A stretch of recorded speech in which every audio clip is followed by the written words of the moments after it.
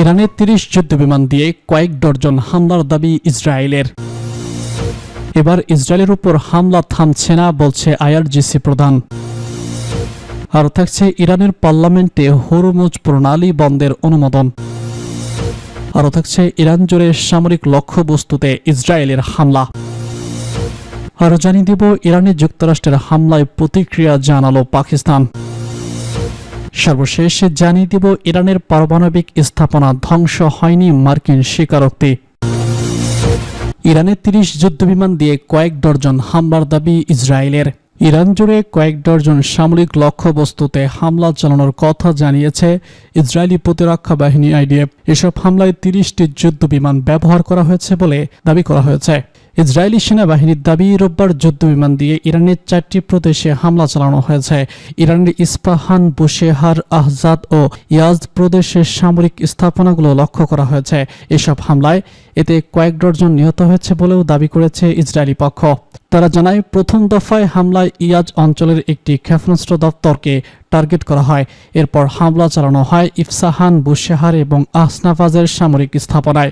ইসরায়েলের এসব দাবির সত্যতা এখনও আনুষ্ঠানিকভাবে নিশ্চিত বা প্রত্যাখ্যান করেনি তেহরান।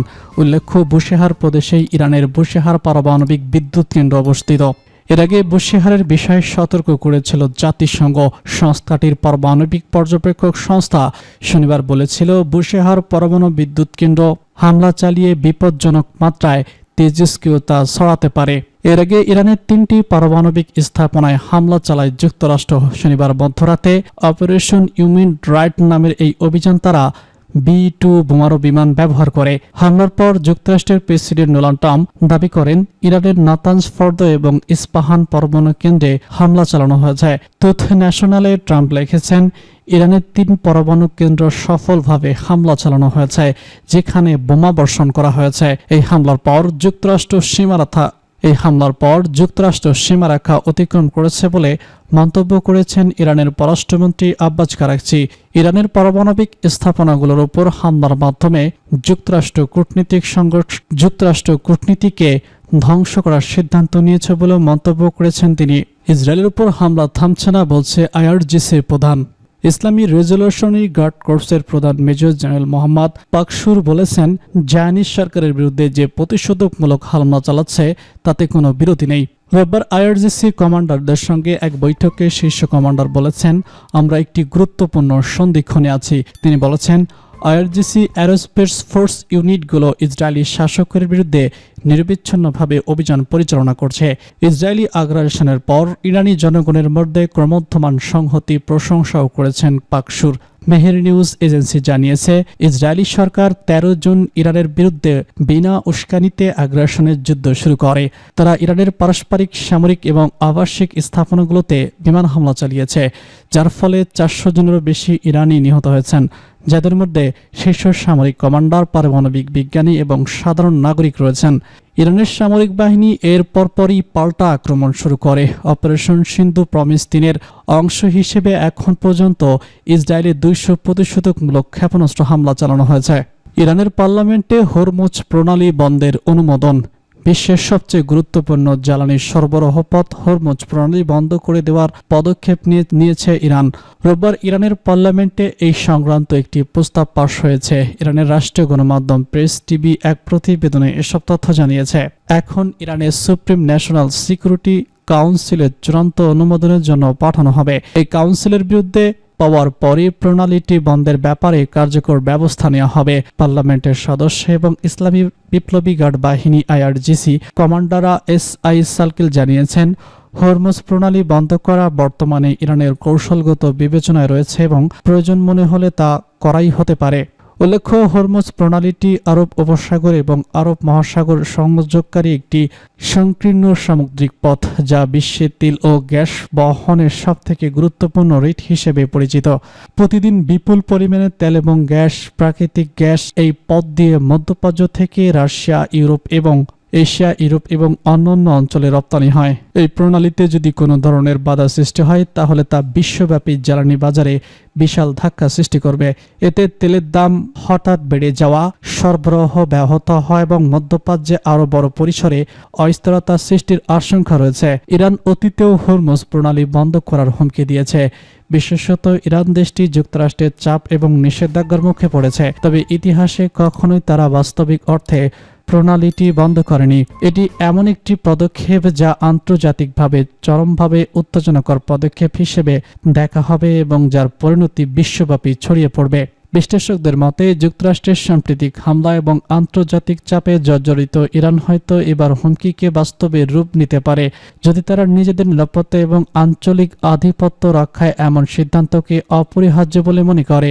ইরান জুড়ে সামরিক লক্ষ্যবস্তুতে ইসরায়েলের হামলা। ইরান জুড়ে কয়েক ডজন সামরিক লক্ষ্যবস্তুতে হামলা চালানোর কথা জানিয়েছে ইসরায়েলি প্রতিরক্ষা বাহিনী। এর আগে 3টি পারমাণবিক স্থাপনায় মার্কিন বিমান হামলার পর ইসরায়েলি সেনাবাহিনী ইরানে এই হামলা চালায়। ইসরায়েলের বিমান বাহিনী জানিয়েছে সকালে 30টি যুদ্ধবিমান ইরান জুড়ে কয়েক ডজন সামরিক লক্ষ্যবস্তুতে হামলা চালিয়েছে।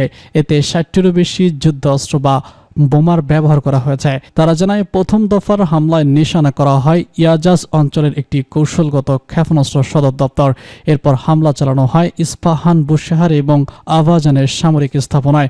উল্লেখ্য, মার্কিন প্রতিরক্ষামন্ত্রী পিট হেগ বলেছেন যে রাতের বোমা হামলায় যুক্তরাষ্ট্র ইস্পাহানের ফর্দ, নাতাঞ্জ এবং ইস্পাহানের পারমাণবিক কর্মসূচি ধ্বংস করে দিয়েছে। ইরানে যুক্তরাষ্ট্রের হামলায় সক্রিয়তা জানালো পাকিস্তান।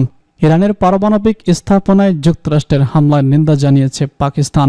রোববার পাকিস্তানের পররাষ্ট্র মন্ত্রণালয়ে জারি করা বিবৃতিতে ইসলামাবাদ জানিয়েছে তারা এই অঞ্চলে উত্তেজনা বৃদ্ধির ঝুঁকিতে গভীরভাবে উদ্বিগ্ন।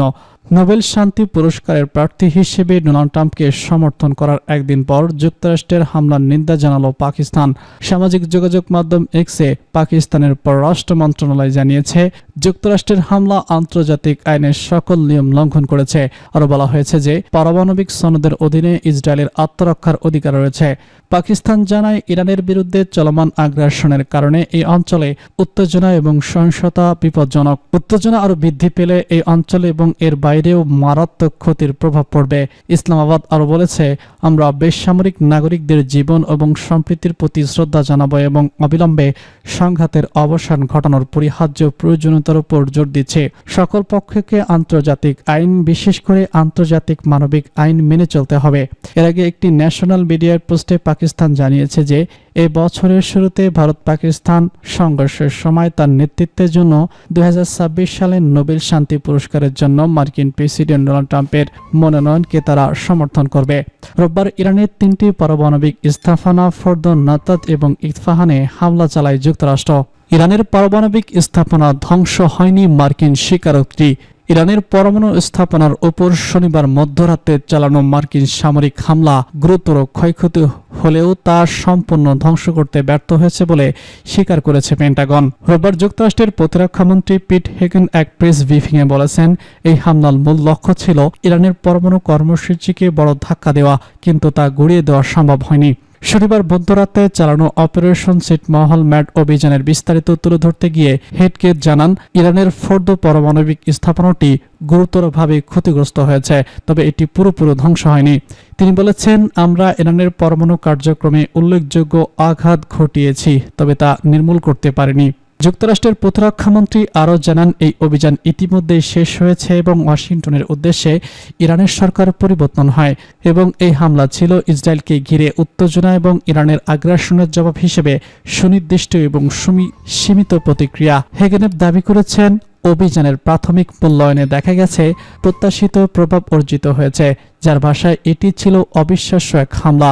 আমরা যেটুকু করেছি সেটা ছিল সব। তেহরান যদি প্রতিশোধ নেয় তাহলে সেটি হবে একটি গুরুতর ভুল। উল্লেখ্য, যুক্তরাষ্ট্র এই হামলা চালায় এমন এক সময় যখন মধ্যপ্রাচ্যে উত্তেজনা তুঙ্গে।